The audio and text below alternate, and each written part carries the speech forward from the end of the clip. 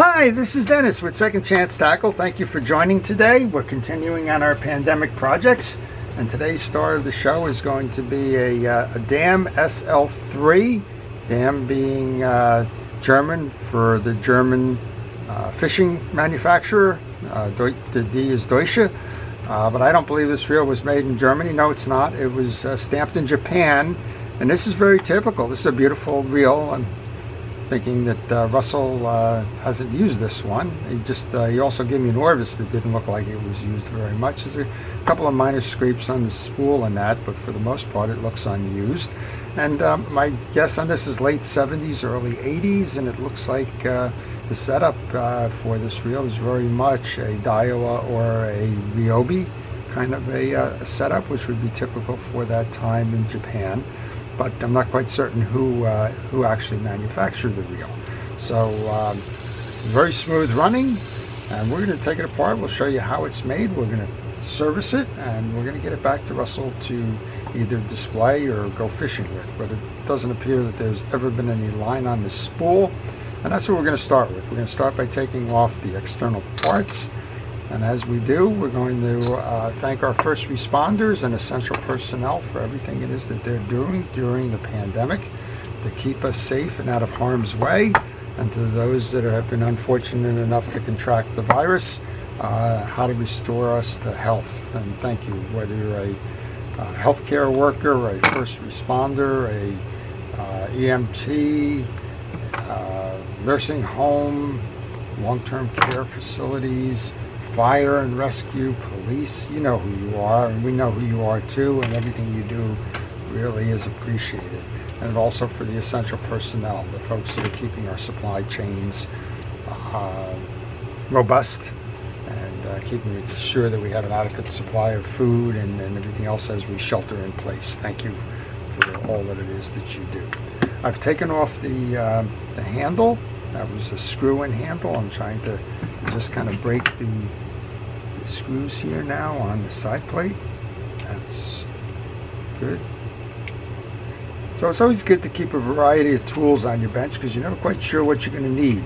And a lot of these side plate screws have kind of a machine tool approach to it. These seem a little bit more standard Phillips head screws, but a lot of these have that little circle indentation in the center and can be a flat-bladed screwdriver or a Phillips head, but are designed for some kind of a machine application. And so you got to be careful with what you have, and you need to make sure that you have all the tools on hand to use them, because you don't want to strip a screw or break a screw because you're using the wrong tool. And I've seen a lot of reels come in with butterflied slots and the like that make it almost impossible for the screws to come out or go back in. All right, the third one is about to come up, and as you're doing that, you're noticing a couple of things. I do wear a protective glove on one of my hands, my left hand. I'd like to wear it on my right hand, but for a lot of reasons, touch and feel basically for the tools, it just doesn't seem to work out for me. And I also use a parts tray which keeps all the pieces and parts from the fishing reels in there, so that as I go to reinstall, I know where they are. All right, we've got the 3 screws off. The side plate comes off next. A lot of dried grease, which kind of says that the reel hasn't been used in a while, if it's been used at all, and it's just accumulated. Gravity works, so my guess is that this reel has probably been stored this way or maybe close to it, because all of the grease has kind of come down to the side. Same thing on the side plate here. It's not an even spread of grease, it's all to one side, which means that this reel's been sitting in a particular position for quite some time now. We're just going to use a paper towel to clean off that piece. We'll put that into the parts tray. And next up, we want to rotate our axle shaft down so that we can remove that. There's a tie-down screw in there, and that one appears to be Phillips head as well. It also appears to be a little worn, which is kind of interesting. Again, it may just be the way that the particular machine screw works in the application, but we're getting it out nonetheless. We're fortunate with that.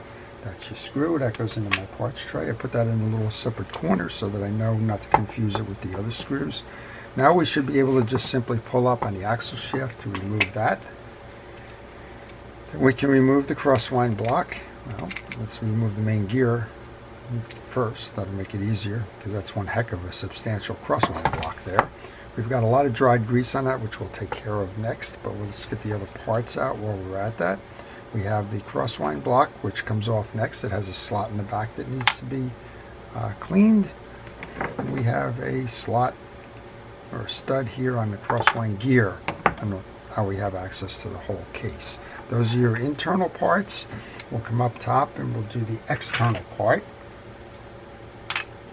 Maybe I got lucky with a wrench. How do you like that? That comes off in a counterclockwise, a traditional spin fashion. I'm going to take that off by hand. We should be able to just simply pull up on the rotor to get that off. I'll put that nut right in the cusp there so I know where that is. This is a traditional anti-reverse dog.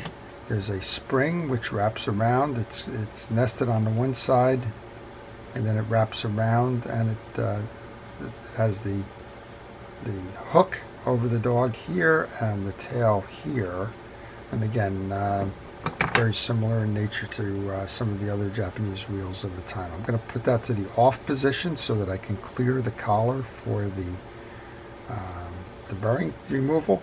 Notice that we have a collar here, and on the collar you have a narrow side and a wide side. The wide side was sitting up, and then we have two screws here. My guess is this reel hasn't been used, because you would see all kinds of dirt underneath the rotor here, and I'm just not seeing it. So I think it's just one more confirmation that this reel has not been used. Doesn't mean it shouldn't be serviced, and I'm not sure if Russell plans to take this one fishing or whatever, but it's a good idea that he has this in for service. I'm laying these right down because we're just going to work this now. We'll pull out the main gear. We'll clean out the inside of the case. I said main gear, I meant pinion gear. Clear all of that out. I'm just using a penetrating oil as a degreaser. I'm going to use a cotton swab to get rid of the old greases that are in there. Not a lot of it. No dirt. That's always a good sign. So a single ball bearing reel. The case is actually acting as a bushing on the one side. Now it's acting as a bushing on both sides. So you have a single ball bearing reel, no bushings, no bearings on the side plate. So that's a good design. There's nothing wrong with that. Unfortunately, if there is a lot of fishing in that going on, and a lot of side-to-side play in your main gear in the lake, it could have an adverse effect of widening the gaps here, and if it widened them, then you'd have to replace that. It does look like there is a bushing, because I'm seeing a brass color on this one underneath the case, so it looks like it took some precaution there. Alright, I'm going to stay with the top end. That's one big bushing, or one big bearing there, and we have the old grease. You can see it, how it's accumulated there, so wipe it down. And the best way to clean this is just to grab a paper towel and run a fingernail through each ridge and let the grease accumulate onto the paper towel, and clean out all those channels. So if you like what you're seeing, I'm going to ask you to subscribe. I do appreciate it. We just passed the 11,000 subscriber mark, and that's fantastic. You as viewers are what makes this channel go. A lot of the videos I've been doing have actually been viewer requests or customer reels that have been sent in, and I like to show my work. I guess that goes all the way back to grammar school when you're doing math and they tell you to show your work, right? I do like to show my work so that people have a good feeling that their reel has been serviced properly, and so those become my videos. So if you like that kind of thing and you subscribe, hit the notifications, because the notifications will enable you to see all the reels I'm working on. And I work on every type. I work on freshwater, I work on saltwater, I work on bait casters, spinners, conventional boat reels, level line reels, kind of name it. If it's in my shop, I work on it and I try to do the videos on it. So you won't want to miss those episodes. All right, I oiled the bearing. I've greased the pinion gear, put a little grease on the tail, which is going to ride in the carrier below. We're going to reinstall that. Now sometimes when you're doing these reels, not this particular reel, but sometimes you'll notice that there's a flat side on this collar or something else is different. That's where pictures help, because it'll tell you where the orientation was on that. If you have a flat side on a reel, typically it's trying to work around this anti-reverse dog mechanism. In this case, this one just slipped out nicely and didn't require any kind of manufacturing change to accommodate for that block there. All right, we're going to put the 2 screws back in. And normally I would have those screws in my parts tray because it's too easy to brush your work up against the pieces that are laying on the desk. And the next thing you know, the pieces are laying on the floor or gone missing, and you kind of go into a panic mode. So I've learned over time to just sort of put them in my parts tray and work off of it that way. This reel isn't particularly complicated, and I think that's a good thing. I think the clarity of design and simplicity in design are all positives. I mean, the fewer moving parts, the less there is to break, right? All right, we've oiled that. Remember this cap now, we had a narrow side and a wide side. The narrow side goes down. And then we can take our rotor. The rotor here has got what I call a dead end. There's nothing going on in this side other than a bent wire, but it doesn't hurt to put a little bit of oil there. It looks like there is a plastic bushing perhaps behind that. Normally you would oil a line roller. In this case, the line roller does not have a bearing in it, but it's good practice to kind of do that. And then I like to slide some oil on both sides. As I mentioned, I put it on that side. I like to put it on the gap here where that's going to do, and just work it through a little bit. You'll notice on the back end here that we have the catch for the anti-reverse dog. Sometimes that'll come off and it'll be laying on top of this. Not a problem. What is a problem is that a problem you want to avoid is make sure that your anti-reverse dog is in the off position when you go to reinstall this. If it's in the on position, you may not catch the groove where it lies, and you may not have the rotor fully installed properly. So put it in the off position. I like to tighten my rotor nut down by hand as much as I can. That way I know that I'm not cross-threading it. If you cross-thread it, it's problematic, right? Okay, and then all I have to do is find the wrench that I had. There we go. Use that to tighten down. Give it a spin to make sure oops, we had the bail open. Make sure that it's spinning freely.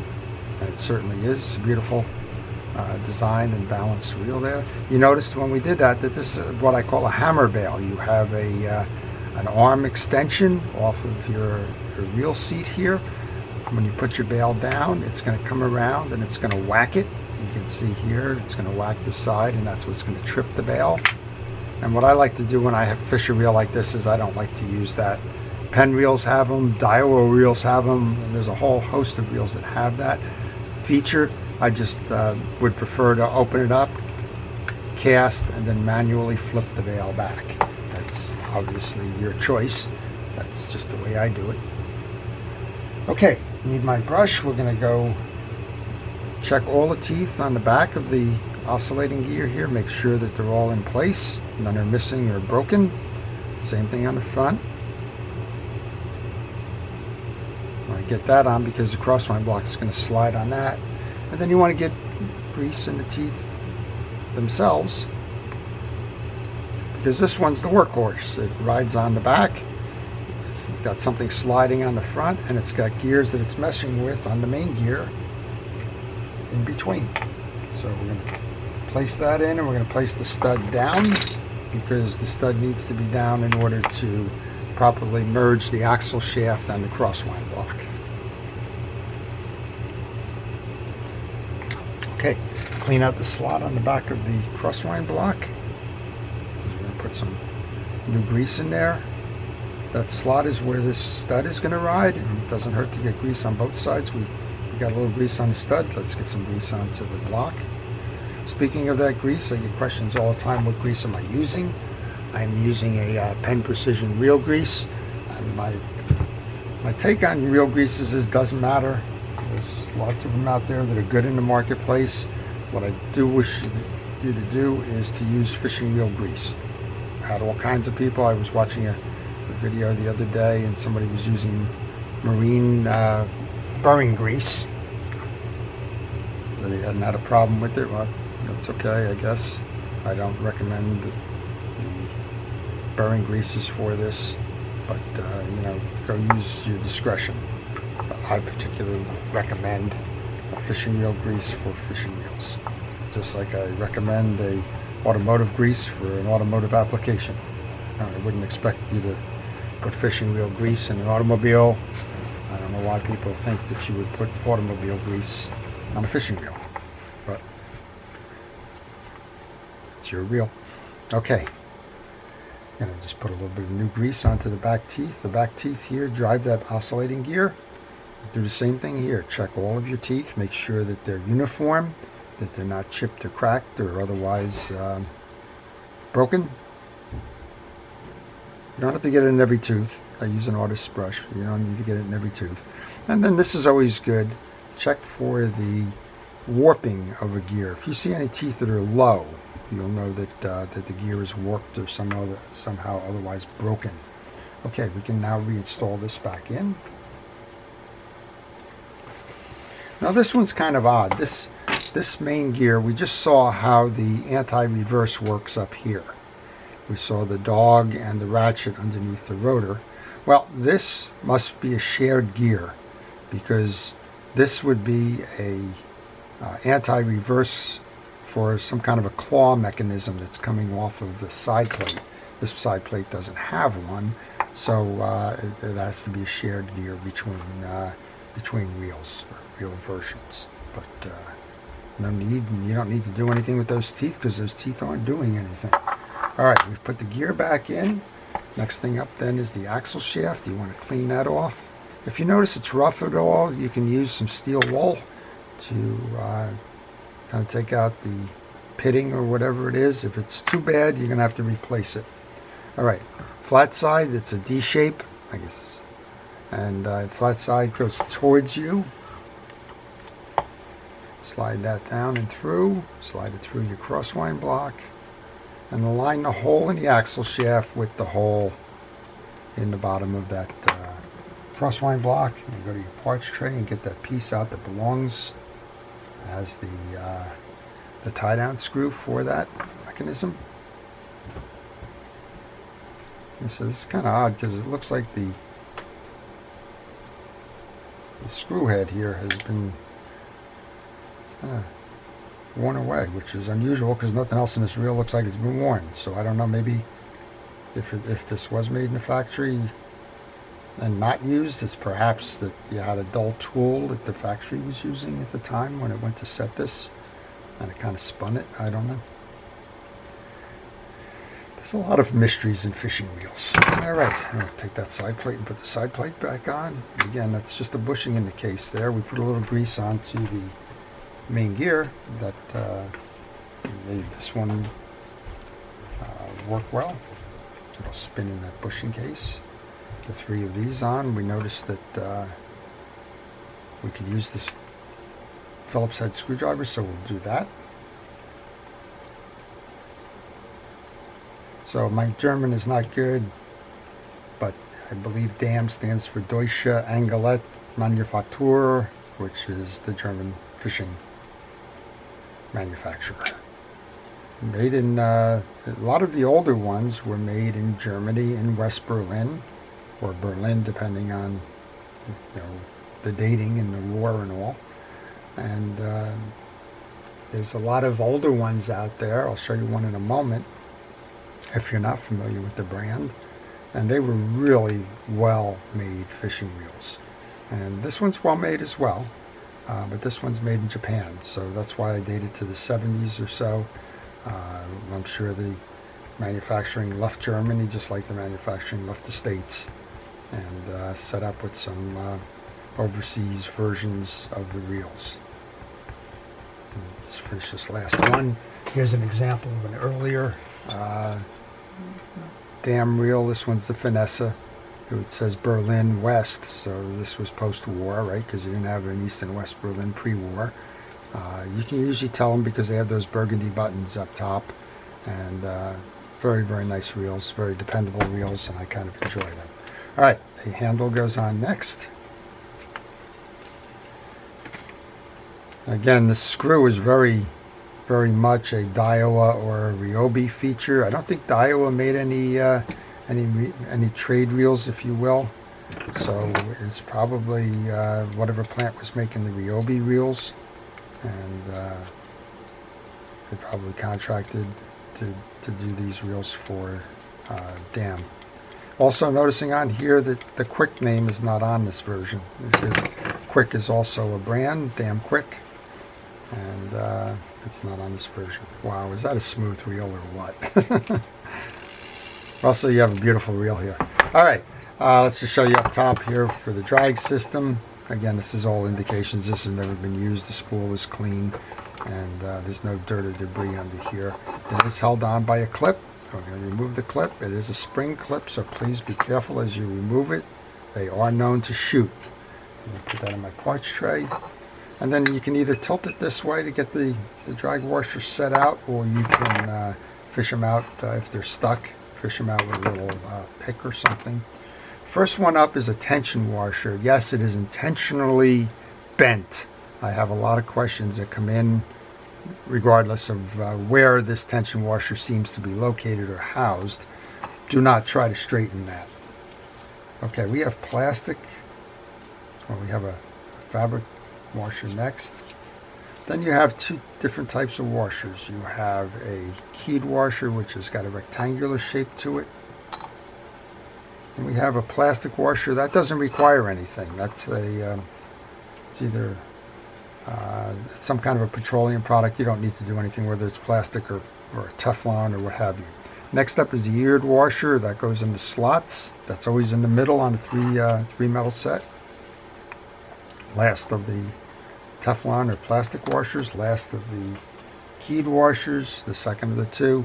Then our spring goes back in. You'll notice on the spools there's a groove in that spool, and that's where these springs go. Go ahead and put that back in.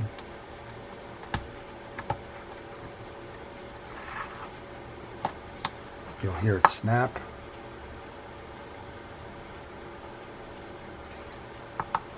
Just checking to make sure that all of the legs were in there. They are. You'll notice you have a shim washer here that controls the height of your spool, how it's threading. So if you're gathering to the top, you need to remove one of those washers. If you're gathering to the bottom, you need to add one of those washers. All right, just tighten this up. One final turn. Boy, is that quiet or what? Beautiful reel, nicely engineered. And then again, we know that this has got what I call the bang. We'll bang it once, and then I'll never bang it again. All right, there you go. That's the D.A.M SL3, made in Japan, circa 1970s. Beautiful reel all about. And if you're thinking of buying one of them, you now know how it's made. Notice the quick release for the folding handle. You now know how it's made. If you have one of these, you now know how to service it. And I appreciate everything that about this reel and about you as viewers watching my channel. So thank you again. And if you haven't subscribed, please subscribe and hit that notification button. If you like the video, please do that as well. Like the video below. So this is Dennis with Second Chance Tackle. Thank you for watching.